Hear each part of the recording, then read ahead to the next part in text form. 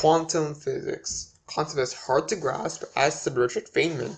If you think you understand quantum physics, well, you don't really understand quantum physics. We'll be exploring a modern-day understanding of the nature of the atom and elementary particles in the context of quantum theory. Processes and concepts we will be focusing on specifically will be elementary particles, matter waves, the nature of the atom, mass-energy equivalence, and radioactivity. In order to understand quantum theory, we must first begin to understand the nature of the atom. The modern-day understanding of the atom is contrary to the contemporary model as first proposed by Niels Bohr and Ernest Rutherford. Rutherford's model states that electrons orbit the nucleus of the atom in fixed orbital shells, with the full valence shell being 8 electrons. But while Rutherford's model of the atom is simple to understand, it was unable to explain the observations of complex molecules. The quantum mechanical model proposed by Edward Schrödinger addresses this, however, where instead of electron orbital shells are instead electron clouds. Electrons spend 90% of the time. This is because, based off Heisenberg's uncertainty principle, the position and momentum of an electron cannot be known at the same time. This means that this model of the atom is based on probability rather than certainty. There are 4 quantum numbers used to describe the electrons and orbitals of the quantum model: the principal quantum number, the angular momentum quantum number, the magnetic quantum number, and the spin quantum number. The principal quantum number describes the average distance away from the orbit of the nucleus, and therefore the energy of the electron. Distance away from the nucleus and electron energy are proportional. Higher energy electron means more distance away from the nucleus. The angular momentum quantum number describes the shape of the orbital and which type of subshell occupy the orbital. If the principal quantum number is n, the maximum value of the angular momentum quantum number is n-1. The momentum quantum number dictates the orientation of the orbitals in space along the x, y, and z plane, as well as the number of suborbitals for each orbital.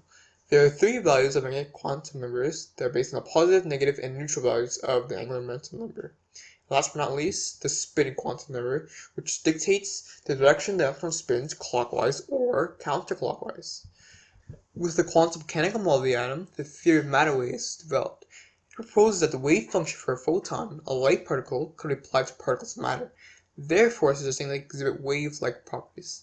This is known as wave-particle duality. The elementary particle of matter can be described as having properties of both waves and particles. This is proven by the Davidson-Gervais experiment. In the experiment here, an electron gun was set up to fire electrons with varying kinetic energy by adjusting the voltage. Add a sample of the crystal nickel as shown here. The diffracted electrons would then be recorded by the Moore detector. As electrons are expected to behave like matter, the hypothesis was that the number of electrons recorded would be roughly equal at varying degrees.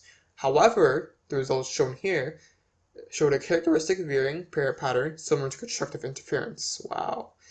The only explanation was that the electron diffraction was behaving like waves and undergoing interference, therefore proving wave-particle duality. And with this understanding of the atom, we must now evaluate the particles that make up all the atoms of the universe. We all know that there's nothing smaller than an electron, but is there anything smaller than, say, a proton or a neutron?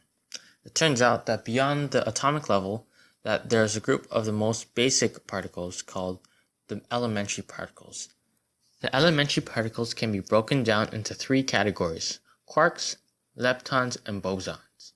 Quarks and leptons belong to a bigger group called the fermions, which have a fractional spin number. Quarks are the subatomic particles that contain a fractional charge and come together to create a whole number charge. There are 6 different quarks: the up quark, the down quark, the charm quark, the strange quark, the top quark, and the bottom quark. The 2 quarks that stand out are the up and down quarks. That's because these are the only stable quarks in the known universe and make up all regular matter. An up quark has a charge of positive 2/3, while the down quark has a charge of negative 1/3.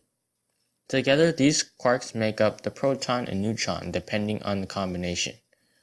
A proton is made up of 2 up quarks and a down quark, while a neutron is made up of 2 down quarks and an up quark. Created using Powtoon.